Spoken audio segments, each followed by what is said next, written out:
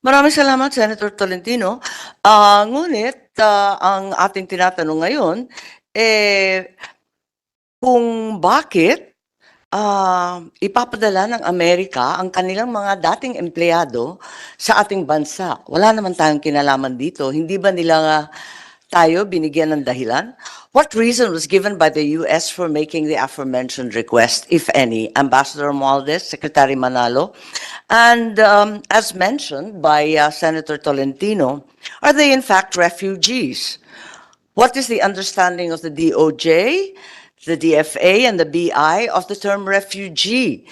Ambassador Romualdez has explicitly stated these are not refugees. They are former Afghan employees of the U.S. government. I need clarification po. Secretary Manalo, Ambassador Romualdez, please respond and lend us light here. Secretary Teodoro is shaking his head. Would you like to both in, please? Thank you, Madam Chair, Your Honor. Technically, they're not refugees because basically they're not displaced. They're in their homeland right now. They have not applied for political asylum or any other thing. They're not on extraterritorial jurisdiction. My understanding is that their visas for the United States shall be processed within this country because of administrative difficulties of the U.S. government, because of their bureaucracy in conducting any processing, but they are not refugees as of this time. They may become refugees That is if correct. their visas are denied and they are not And they're not repatriated. allowed to be repatriated. Yes, Madam Chair. Yes, I'm in full agreement. I think they are not refugees, as rightly pointed out by Ambassador Babes Romualdez. Is that correct, Ambassador? Was your statement regarding the fact that these are not refugees we are speaking of, and there is no doubt that the Philippines upholds and takes pride in our history of giving succor and refuge to international refugees. Ambassador Romualdez, please. These are not refugees, Yes. correct? Yes, absolutely correct, Madam Chair. They are not refugees. They are employees or former employees of the U.S. government, and they're asking us if we could help them in processing them, precisely as pointed out by Secretary Teodoro, that it is a matter of administrative in nature. Thank you. That being the case, I get affirmation as well from DFA Legal that they are not refugees. That is correct? Okay, if that is the status of these individuals, what is the basis, therefore, of the executive branch of government for admitting them into the Philippines under Section 47 of Commonwealth Act 613 on the power of the President to admit aliens for humanitarian reasons, expressly referring only to refugees? Yes, Secretary Manalo, please. What is the basis, since they clearly are not refugees, they cannot be accommodated under Section 47 of the Commonwealth Act? Thank you, Madam Chair. In fact, the notion as we understood it from the concept note of the United States is there's no intention to leave them here in the Philippines. They're only going to use the Philippines as a temporary site where they're processing for their eventual trip to the United States, provided they pass all the vetting. And the U.S. In our talks has also assured us, if in case we agree, that they would ensure that none of the SIV applicants would be left behind, nor have the option to consider remaining in the Philippines to seek refugee status. So this would only be, in effect, a temporary situation. And if I could just... Given the extraordinary circumstances, and we appreciate the emergency concern, the worry is, what shall be their status while they remain in the Philippines? Will they be non-immigrants or immigrants? What kind of Philippine visa will they be given? Under what treaty will their rights and obligations be governed? The problem is that the special immigrants visa has been promised in 2 weeks. The reality is that we are also aware that they could come as late as 59 days. In the United States, 77,000 continue to wait for their visas for periods longer than 4 years.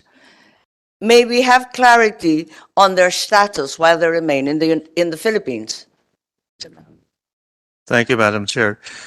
In this case, the Afghan nationals who would be coming here are, in fact, all Afghan nationals are listed as Category A. In other words, restricted nationals who are required to apply for a visa in the Philippines. And normally we would give them up to 30 to 59 days. So sorry, what will they be again? Non-immigrant, immigrant? Non-immigrant. So non-immigrant. So klaro yan, non-immigrant. Okay. Category A, yeah. And under which treaty are we governing the rights and obligations? Non-immigrant sa ilalim ng alin? Okay, I'll have to consult on that, Madam Chair. Which treaty? Madam Chair, we had a meeting. Yes, Secretary. On Monday Oo. with the undersecretaries of the DOJ and Undersecretary Lazaro and Undersecretary Vasquez.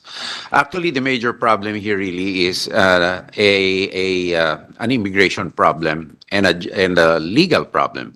And so I think if the DOJ is already prepared because they still have to come out. We have requested them finally for an opinion on the potential status of these people and the problems in case or the way forward in case their SIVs are denied.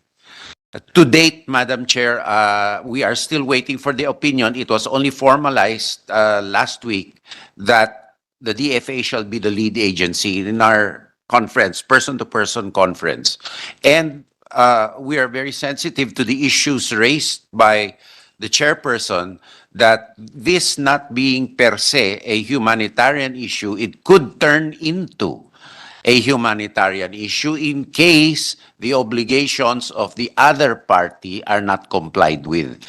Therefore, this was raised to us by the DOJ. Thank you very much. Yes, we're very pleased, and truly the differences are glaring between refugees, non-immigrants, and immigrants insofar as regulations, restrictions, and their freedom of movement is concerned. So what would be off the top of our heads the status if they were non-immigrants? They would be granted freedom of mobility while they are waiting, as they are in the National Convention Center in Arlington, Virginia, as we're well aware. Or as non-immigrants, will they be confined to a single space, apparently in New Clark City? Is that the consideration? What other distinctions do you think are important? I believe that the NBI is deeply concerned about the security permutations in as much as they would impact on our own public safety. Madam Chair, if I may be Yes, permitted Secretary, please. to answer, even the housing is still under consideration. We also do not want them to be housed as if they were detainees, which is the furthest thing from the image we want to portray. And keeping them for an extended period of time within a confined environment, particularly with their children involved, will not only complicate their physical liberty, but the end state of their mental health and wellness too. That is why, Madam There's also, Secretary, sorry to butt in, but actually, there's also the consideration that they'll be coming back and forth to apply for their special immigrant visa from New Clark City and all the provinces involved, going towards the U.S. Embassy in Metro Manila. Is that our understanding? Madam Chair, insofar Because that as is the- what is stated so far in the brief. No, Madam Chair. As far as the informal discussions between us last week is that all the services from the processing to their medical care shall be done on site. This is not medical care. I think this has to do with their visa application. Even then, Madam Chair, the U.S. Embassy has to place extension services. Parang iba yung In sinabi the ng site. DFA. Ang sabi ng DFA, mag-a-apply pa sila sa consular offices ng US Embassy. Wala dun sa Clark. Madam- Pabalik-balik sila. Kaya yung sinasabing confined to a certain space, hindi realidad yun. Yes, Secretary Could I Manalo. clarify? Although NBI is recommending, according to their briefer, I hope I quote you right, na sana magpadala ng visa, special visa officer na lamang dun sa lugar, imbes na ganito. Yes, Secretary Manalo, please. Yes, Madam Chair, when we referred to the U.S. Embassy, et cetera, here, that is the U.S. proposal. And we still have to react to that. And I think Secretary Teodoro, after we talked, felt that we feel perhaps that this should not be the arrangement. But the U.S. proposal, at least in their concept note in discussions, was that the applicants would visit the U.S. Embassy here in Manila for a visa interview, and then an embassy-identified hospital for medical evaluation for the actual issuance of U.S. visa. That is the U.S. suggestion. Yes, that's the American We suggestion. are As, not necessarily in agreement with that.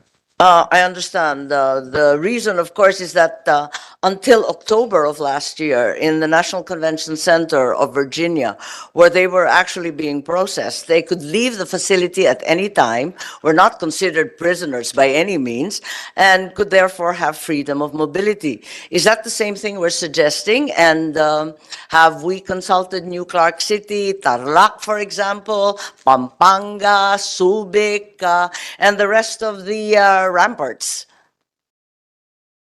Yes, Secretary Chodoro, please.